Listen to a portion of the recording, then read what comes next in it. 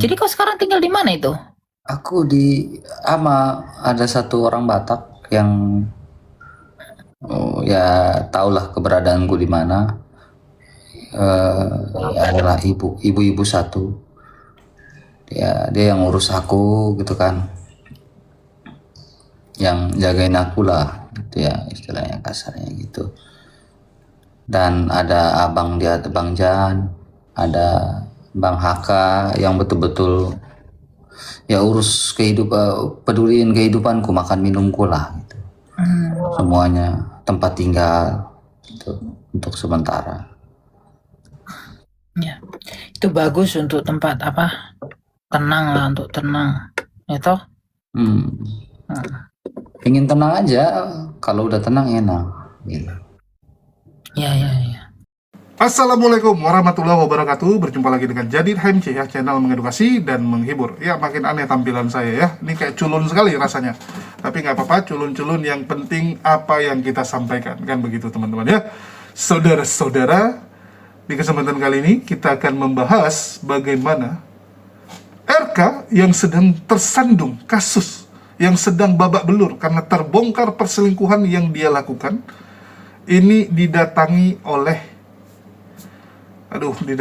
oleh temannya. Saya nggak tahu ini teman atau musuh ya, karena beberapa kali juga jadi teman, terus jadi musuh, ribut lagi, teman lagi gitu kan. Nah, jadi dijumpai atau didatangi oleh Elia Miron, teman-teman. Seorang yang disebut oleh Lina Wijaya dan Agatha sebagai boti HIV ya. Nah, jadi seorang boti HIV mengajarkan RK tentang makna kehidupan dan rumah tangga. Nah, ini saya agak bingung gitu ya. Ini RK kok mau gitu kan? Kok mau dinasehati oleh orang seperti itu? Tapi setelah saya tonton sampai akhir, baru saya sadar. Oh iya iyalah. Rupanya pada endingnya minta donasi. Minta kepada boti HIV untuk kasih duit. Dan sekali lagi teman-teman ya, kita di sini bukan bermaksud mengejek Elia Miron, tapi kita cuman supaya teman-teman tahu gitu informasi tersebut, karena yang ngomong Agatha dan Lina Wijaya. Jadi kalau ada yang komplain, bang jangan terlalu keras lah gitu kan, lah kita tuh keras sama musuh Islam guys, kita nggak pernah keras sesama muslim, kecuali saya keras dengan saudara seiman saya.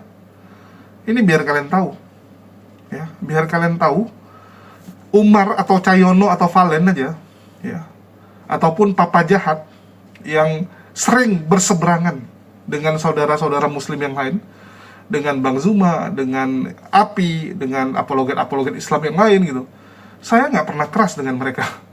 Saya nggak pernah keras dengan Papa Jahat, kalian boleh cek ya, walaupun dia disebut munafik lah ya, Umar juga sama disebut munafik, tapi bagi saya selama dia masih Islam, Tuhannya masih Allah Subhanahu Wa Taala, nabinya masih Nabi Muhammad Sallallahu Alaihi Wasallam, saya nggak akan terlalu keras sama mereka.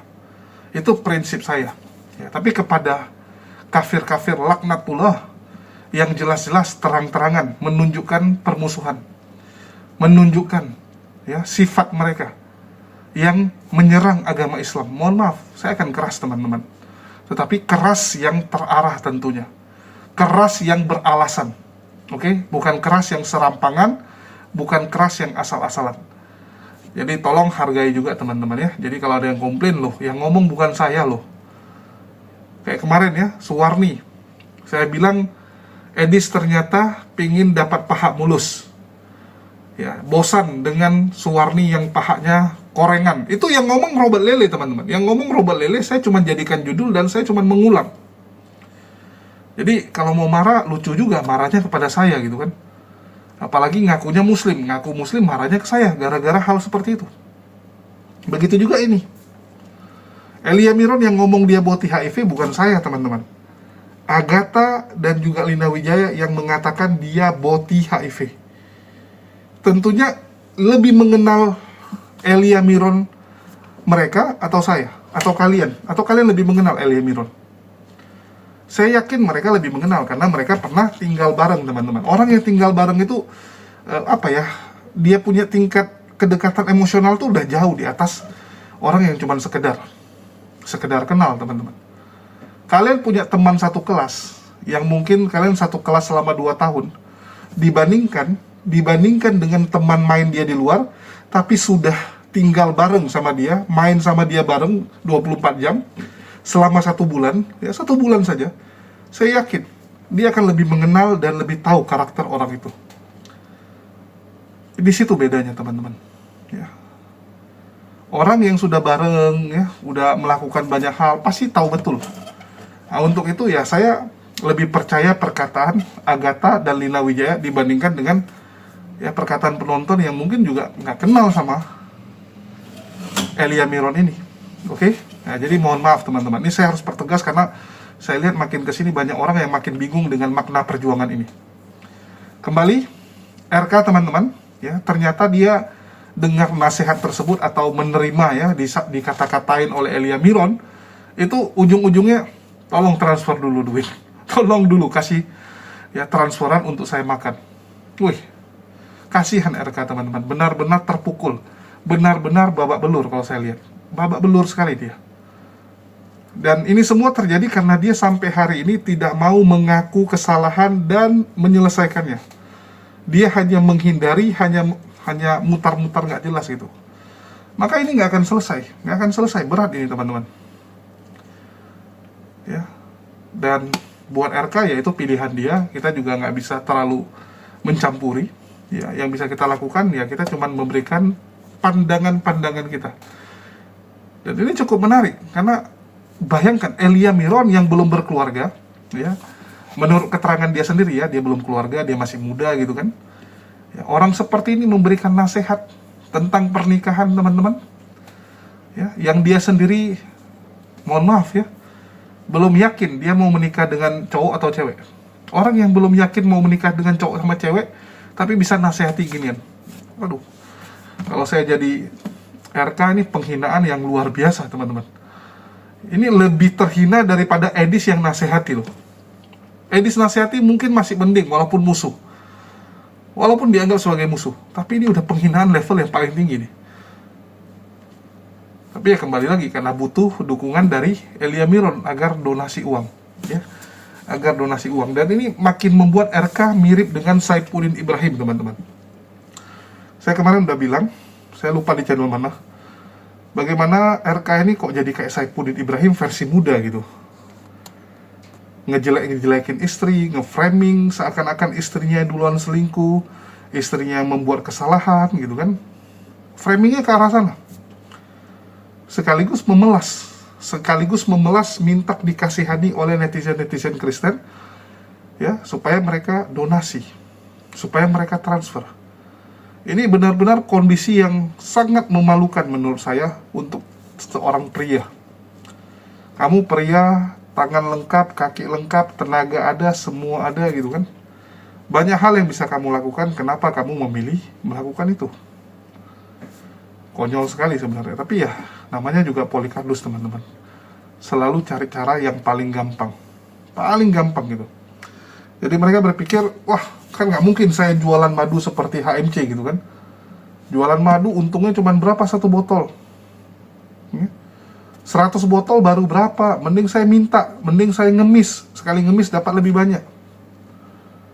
Itu di otak mereka. Karena jualan-jualan kayak gini kan capek teman-teman.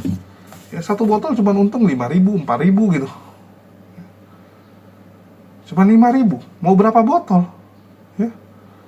Bayangkan, 100 botol pun baru 500.000. Mereka sekali gini minta donasi sudah dapat 1 juta. Tapi ya itu mental mereka jadi rusak. Ujung-ujungnya apa? Kamu harus terus memenuhi ekspektasi penonton, memenuhi ekspektasi dari donaturmu. Disuruh hujat kamu, disuruh salto, kamu salto. Ngapain hidup seperti itu ya? Kalau saya sih lebih memilih berdiri di atas kaki sendiri, walaupun penuh dengan rintangan. Jadi kita balik lagi kepada RK ya, yang begitu menurut saya bodoh dan naif, ya benar-benar memalukan. Sampai detik ini lebih memilih menjadi orang yang tidak bisa diharapkan, tidak bisa diandalkan, hanya terus ya minta pertolongan orang. Memalukan menurut saya. Tapi ya sekali lagi itu pilihan dari RK. Yang penting kita sudah sampaikan, kita sudah nasihati, ya semua kembali ke dia. Dan kita saksikan dulu teman-teman ya, bagaimana saat Elia Miron alias Boti HIV menasehati RK. Halo, Elia. Aduh, gimana ini? Aduh. Ya, banyakin doa ya. Kamu Elia, kamu nggak balas. Ya nggak balas, cuma baca nggak balas. Kamu nggak Apa yang mau aku balas? kamu nggak mengasihi saya, telepon saya, menguatkan saya. Enggak, gini loh. Aku sibuk, aku banyak kerja. Ya toh, maklumkanlah itu. Maksudku gini. Semua yang Tuhan izinkan terjadi dalam hidup kita. Yang pertama gini loh. Semua orang itu nggak ada yang nggak berdosa. Ya, kita semua tuh tarik aku panaskan dulu airku.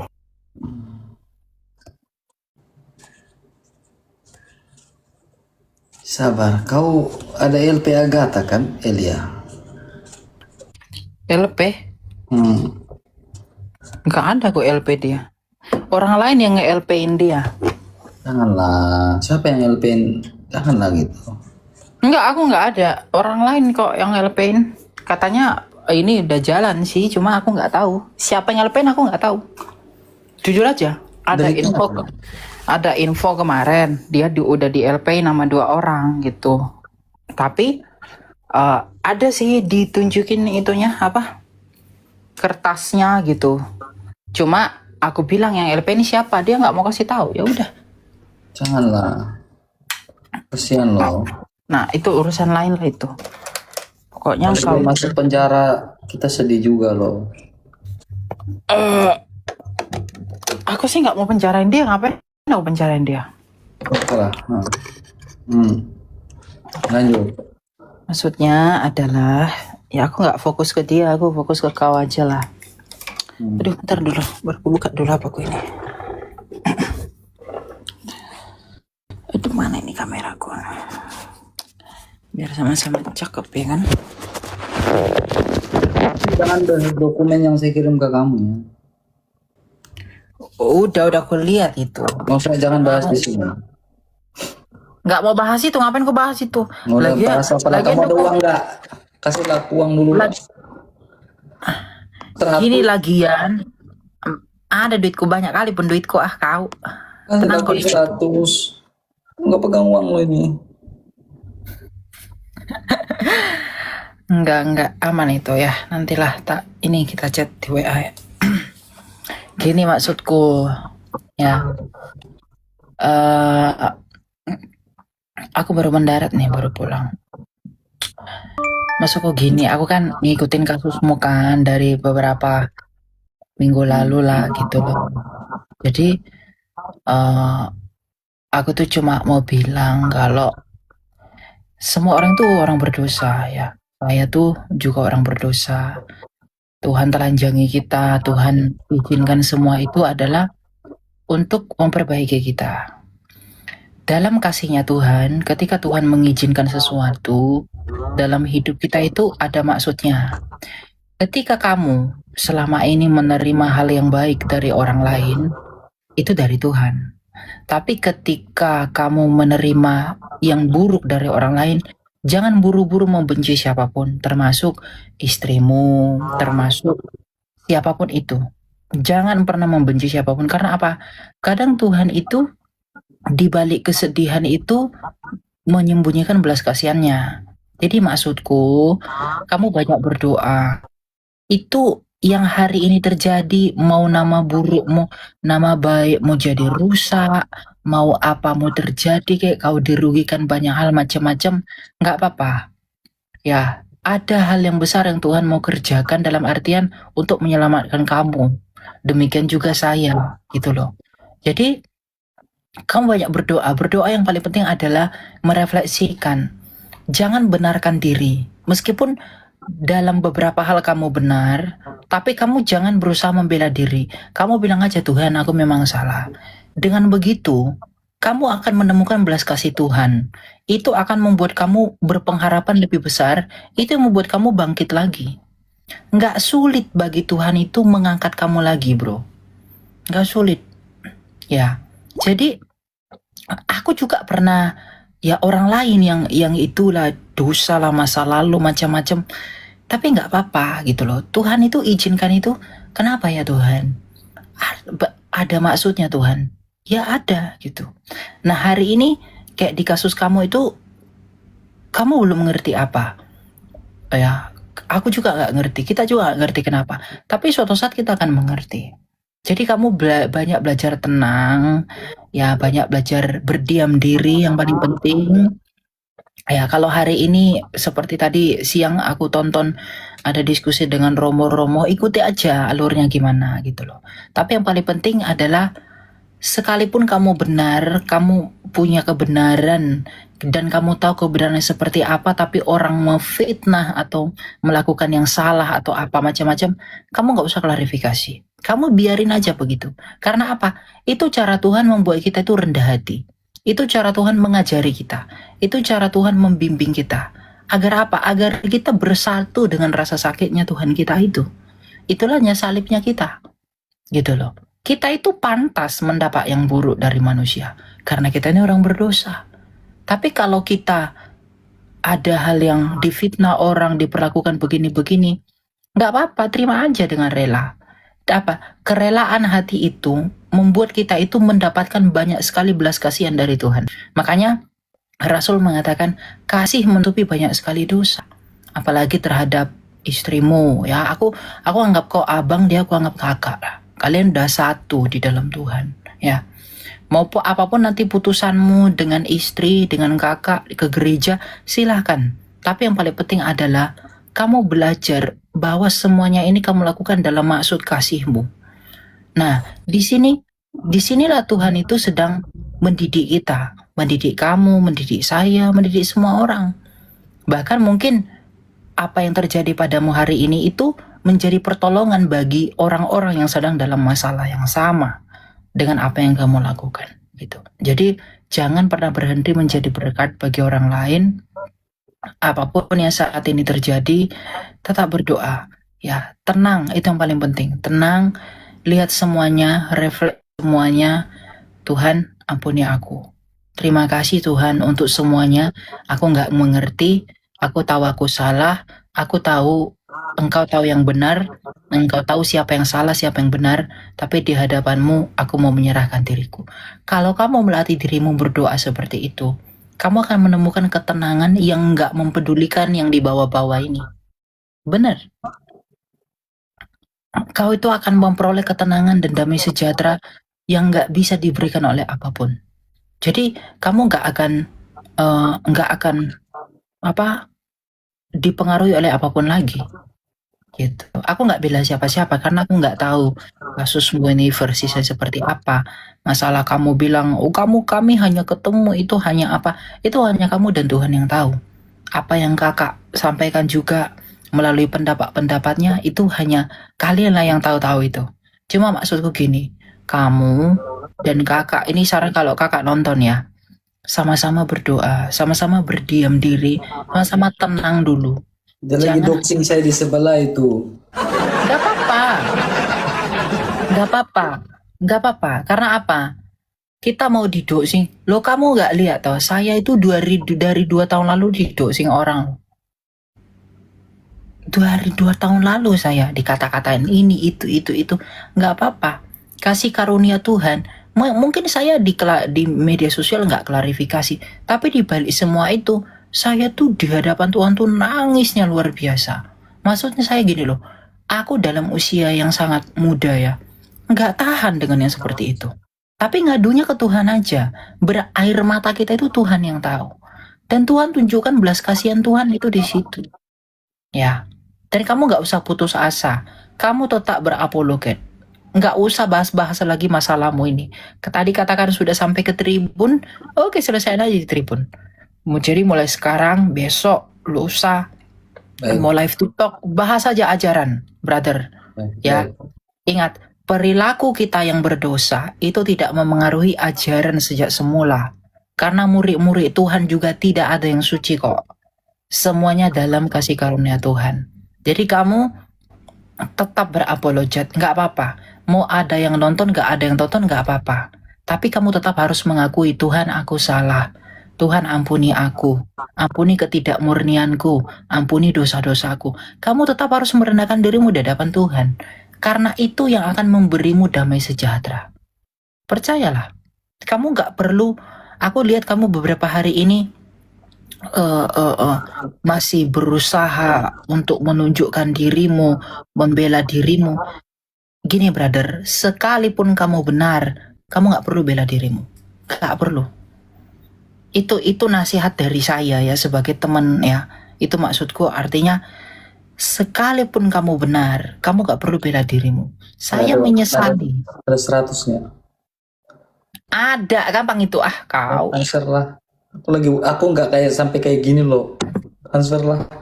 Gini, kalau masalah doi, kalau masalah uang apa macam-macam itu ya kita kan punya teman-teman gitu toh, kita bisa bantu, kita bantu. Aku bukan orang pelit RK. Kalau aku kau tahu lah aku orangnya kayak mana. Aduh, bahkan orang yang jahatin aku aja aku ya, tapi nggak usah lah ya gitu-gitu. Maksudku Tawa. iya, jadi maksudku itu yang paling penting itu bukan uang itu, tapi yang paling penting itu adalah keselamatanmu gitu loh bro. Maksudnya kamu dalam menanggapi semuanya ini kamu tenang, kamu nggak usah terpengaruh apa lagi. Misalnya kakak atau istrimu melakukan tindakan-tindakan gebrakan-gebrakan apa lagi, nggak apa-apa, silahkan aja gitu loh. Kamu harus rela menerima semua, seperti Tuhan kita yang tak berdosa itu rela menerima semua penghinaan dan yang buruk dari orang lain. Nggak apa-apa. Kesempatan bagimu untuk bersatu dengan Tuhanmu. Inilah kesempatan bagimu untuk bersatu dengan Kristus yang kamu beritakan. Karena rasa sakit yang kamu terima itu membuat kamu bersatu dengan rasa sakit Tuhan. Nggak apa-apa. Gitu loh. Nggak apa-apa. Ya. Jadi ya itulah salibnya kita, nggak apa-apa. Memang nggak gampang, nggak mudah. Makanya Tuhan bilang jalan itu nggak mudah. Ya memang nggak mudah. Jalan itu sulit, pintu itu sesak. Kata Tuhan kan gitu. Kita selalu support siapapun itu. Ya kayak kita nggak orang berdosa aja. Dosa saya juga banyak. Semua kita punya masa lalu, semua kita punya kesalahan, kita mau punya pelanggaran. Tapi sekarang, semua yang buruk yang pernah kita lalui nggak menjadi penghakiman final bagi kita. Kita tetap punya pengharapan dalam Tuhan selama Kristus bersama kita, kan itu. Nah, itu yang kamu imani. Tapi belajar untuk tenang. Ya, belajar merendahkan diri, itu yang paling penting. Nanti kamu akan memperoleh damai yang besar dari Tuhan. Betul. Makasih.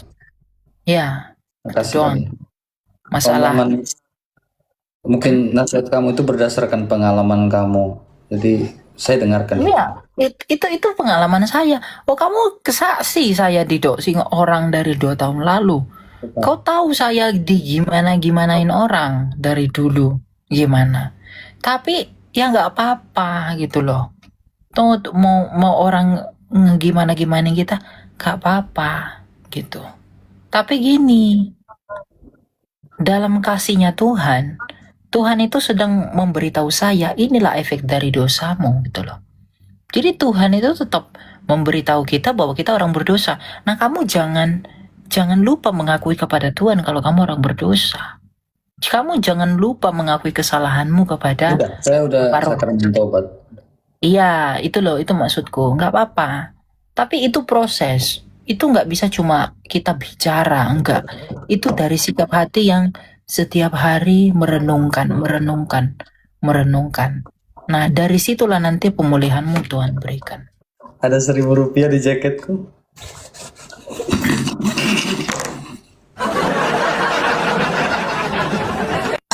Dapat 1.000 rupiah di jaketku. Thank you banget ya, Elia. Saya ya bersyukur, tapi kamu telepon aku lah. Kamu jangan biarin aku sendiri lah kayak gini. Bapakku aja nggak ada ku telepon. Kau telepon aku lah. Bapakku aja nggak aku telepon. Kau telepon aku, kau Aku kadang kalau sendiri susah nih. Jadi kadang siang-siang, pagi-pagi tuh siapa telepon aku ya. Masa untuk mengalihkan pikiranku aja gitu. Ya ya, Nah, aku lagi butuh yang kayak begitu, Bang Yohanes. Aku lagi butuh yang kayak begitu. gak apa-apa lah. Tuhan itu memang selalu membuat kita nggak berdaya dulu. Sampai kamu nggak menemukan kekuatan diri, agar hidupmu nggak lagi berdasarkan kekuatanmu, tapi anugerah Tuhan. Ya apa-apa. Hari ini kau merasa nggak ada pintu lagi yang terbuka, semua tertutup toh dengan semuanya ini. Nggak apa-apa. Izinkan anugerah Allah itu ada dalam dirimu. Jadi kau nggak mengandalkan lagi kekuatanmu, platformmu, apapun yang ada padamu, enggak. Jadi hidup dalam anugerah Tuhan itu yang paling penting, bro. Saya Elia, saya tidak pernah mau istilahnya mengklarifikasi sehingga jadi konsumsi publik rumah tangga saya itu saya tidak pernah mau. Saya tidak pernah sepakat. Apapun itu, saya tidak mau. Ya, karena dalam hukum kanon gereja Katolik pun ada aturan untuk tidak melakukan cancel culture, merendahkan salah satu atau belah pihak manapun martabatnya itu di publik itu tidak baik. Saya takut akan hal itu, saya tidak berani. Tidak berani. Ya pokoknya banyak doa ya. Doain kakak, doain istrimu, nggak apa-apa. Doain yang baik, doain pertolongan Tuhan, nggak apa-apa itu. Lakuin aja semua yang baik, yang bisa kau lakukan sekarang. Apalagi sekarang yang perlu kita lakukan. Mau flashback ke belakang malah memperpanjang semua. Jadi semua yang baik, semua yang manis, itu aja lakukan. Kau nggak usah capek-capek ini itu nggak usah. Semua kita ingat itu, semua kita tuh punya dosa, punya keburukan ya. Tetap aja berusaha merendahkan diri. Ya itulah, Tuhan itu bekerjanya seperti itu. Kalau orang menghakimimu, orang membuatmu seolah-olah orang yang gimana-gimana, gak apa-apa, terima aja dengan rela. Aku merasa bahwa aku nih, aku kayak tidak gimana ya, dengan doxingan seperti itu. Aku rasa kayak, ya Tuhan, aku gimana ya, aku jujur aku hanya dalam kamar menangis saja sih berapa minggu Gak apa-apa. Semakin kita banyak berair mata, semakin banyak ketidakmurnian kita dibuang Tuhan. Semakin kita banyak menangis, semakin banyak kesombongan kita dihancurkan. Tuhan itu ingin kamu sadar bahwa kamu itu orang lemah. Tuhan itu ingin kita sadar bahwa kita ini lemah melalui penderitaan, agar kita ingat Dia. Mulut kita bisa tetap ngomong Tuhan, tapi hati kita belum tentu melekat pada Dia. Jadi terima aja semua itu sebagai maksud yang baik. Dan kamu kan belajar Alkitab, atau Alkitab kan ada tertulis Allah bekerja dalam segala sesuatu yang mendatangkan kebaikan untuk kita. Gak apa-apa. Jadi kamu jangan merasa dirugikan. Kayak kamu bilang, kamu udah merugikan saya apa? Nggak perlu ngomong begitu. Kenapa? Itu nggak akan terjadi kalau Tuhan nggak izinkan. Percaya pada kedaulatan Allah. Apa yang sedang Tuhan kerjakan melalui itu semua. Jangan tuntut siapapun. Mari kita menuntut diri kita sendiri. Jangan tuntut orang lain. Oh Tuhan, aku salah. Aku berdosa. Ampuni aku. Nggak apa-apa. Itu membuatmu semakin rendah hati nanti. Dan kalau kamu di taraf yang sudah sampai dalam Tuhan, kamu akan diangkat oleh Tuhan. Meskipun motivasi kita nggak itu ya, bukan untuk itu. Tapi agar kita selamat. Agar kita selamat gitu loh bro. Ya. Jadi kalau apa-apa, ada apa-apa, misalnya butuh apa-apa, ngomong aja, nggak apa-apa. Nanti 100. nggak apa-apa, 100, 10, 100 pun nggak apa-apa, ya toh? Karena apa? Kita kan ya selama menjaga hubungan, kita pasti bisa saling support lah. Apa yang bisa gitu ya. Tapi kalau aku nggak punya, nggak mungkin ku kasih ya tuh. Apa yang mau ku kasih kalau aku nggak punya? Seorang Elia Maeron nggak punya 100. 100 apa? Jangan batuk. Elia, kamu tinggal sama siapa di situ, Elia? Aku di sini tinggal sama ada anak bapakku. Anaknya bapakku, akunya anak bapakku. Maksudnya bapakku punya temen, terus dia punya adik. Bapakku punya temen, terus temennya punya anak. Nah itu. Aku cari ketenangan dulu lah, mau ke Jakarta. Ke Jakarta. Emang kau sekarang nggak di Jakarta? Enggak. Ya. Ya, paling selesai urus tribunal ya baru aku. Aku pingin tenang dulu, pingin rehat dulu di sosial media. Terus aku datang dengan versi yang baru. Mungkin lebih banyak di offline ya sambil menunggu keputusan tribunal. Ya aku lebih pilih aku buat seminar Alkitab. Ya itu yang secara offline itu yang aku mau buat tuh. Ya, aku tidak betul-betul selibat lah untuk seperti itu, betul-betul selibat lah. Ya. Pokoknya saran gue itu aja sih. Aku nggak kasih saran apa-apa. Kamu banyak tenang. Karena dengan tenang. Lihat ini mataku udah jelas banget. Dengan tenang, kan Rasul kan mengatakan kuasailah dirimu agar kamu dapat berdoa, ya toh. Jadi kita harus tenang agar kita bisa menentukan keputusan. Karena Roh Kudus itu roh yang tenang. Terima kasih banyak. Terima kasih ya. Kamu nggak tanya nomor rekeningku? Masa di sini kok tanya nomor rekening? Nah kalau kau yang butuh, kau yang nge-WA. Ini ya. Kau nggak balas-balas loh, bro. Ini ya bilang gitu. Ini ya nomor rekeningku gitu. Kau nggak balas-balas WA aku loh. Nggak balas WA-mu karena aku sibuk. Banyak kerjaan. Telepon aku aduh kau ini gimana? Aku lagi situasi kayak. Udah aku bilang, bapakku aja nggak aku telepon. Ya itu bapak kau, aku kan beda temanmu. Kau 3 menit kah abang? Bapak aku aja nggak ada waktu. Aku loyo banget loh, Elia. Loyo banget aku Elia. Aku makan gak jelas. Terus tidur nggak enak. Belajar ya, belajar.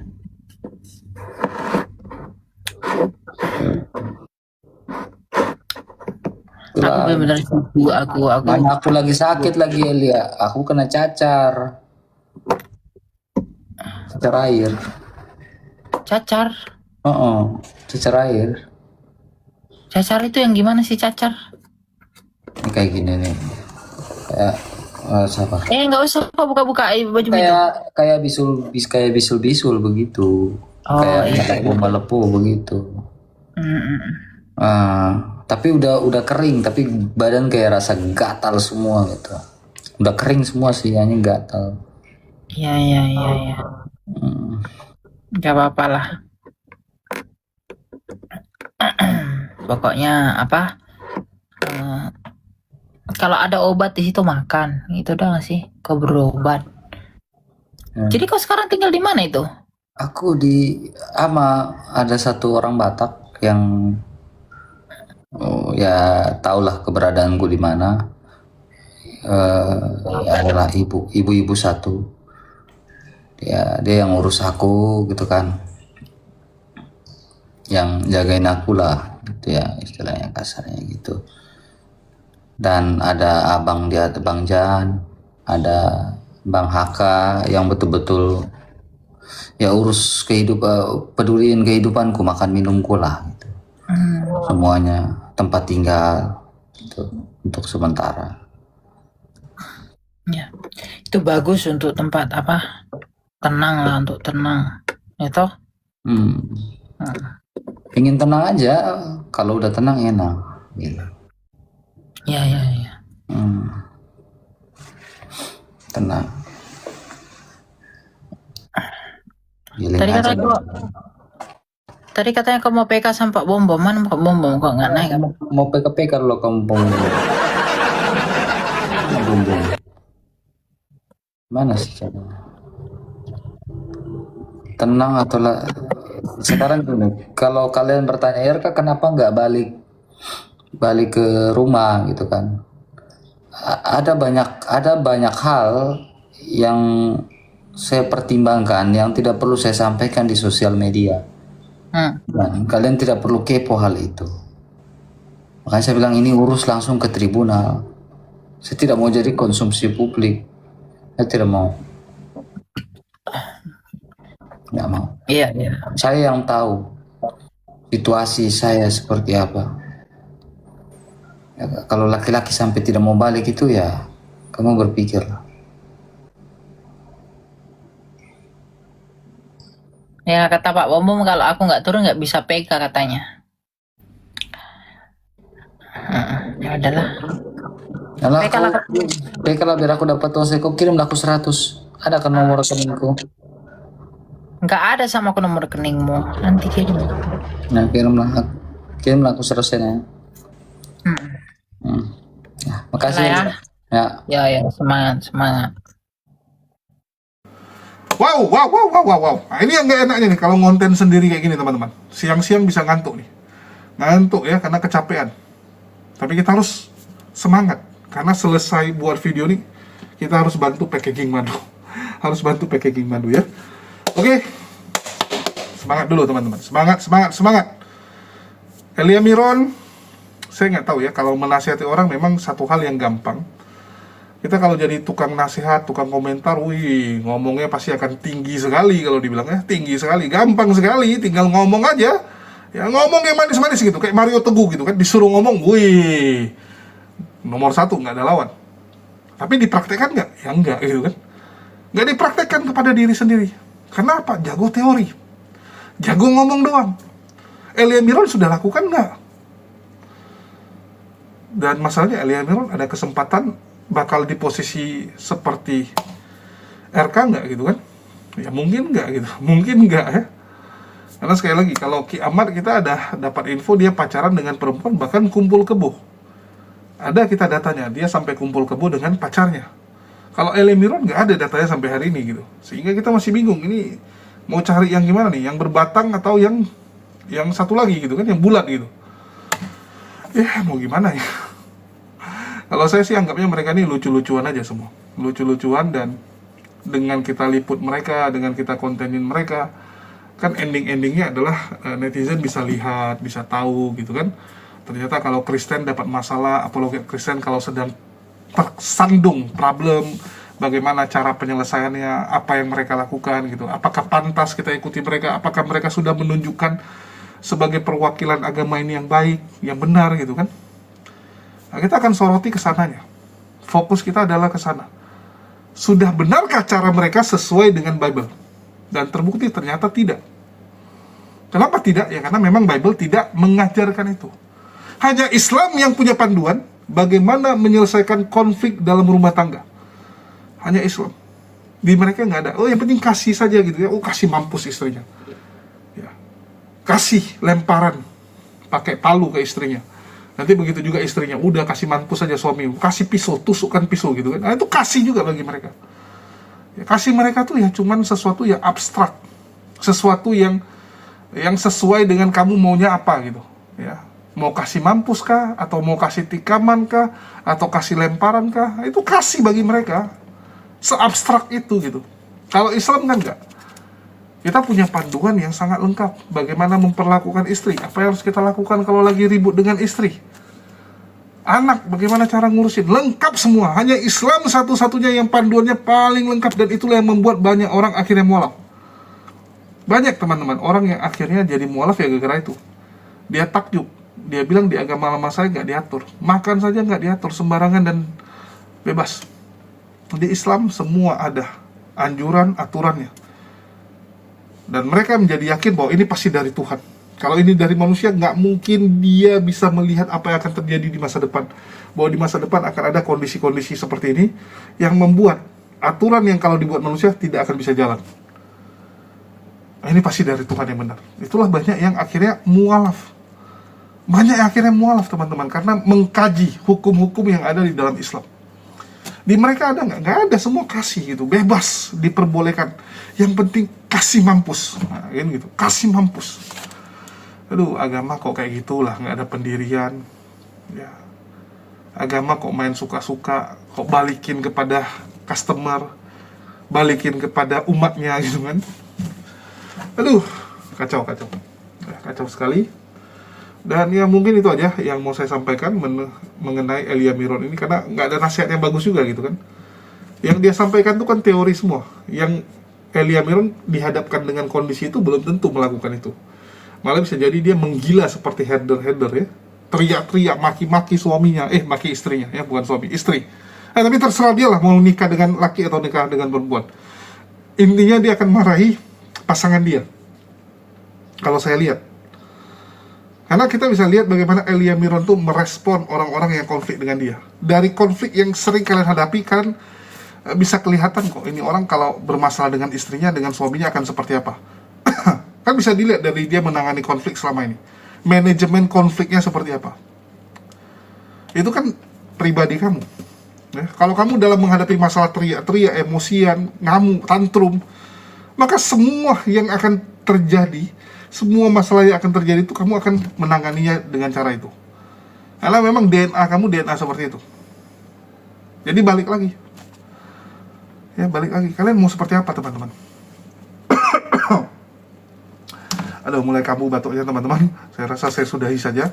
Ya, makasih buat teman-teman semua, dan jangan lupa di check out Maudi Madu supaya makin nikmat nonton debat lintas agama ini ya. Sekian dari saya, makasih buat semuanya.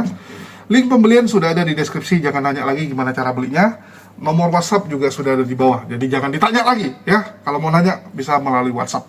Sekian dari saya, makasih buat semuanya. Di akhir kata saya ucapkan wassalamualaikum warahmatullahi wabarakatuh. Sampai jumpa di lain kesempatan.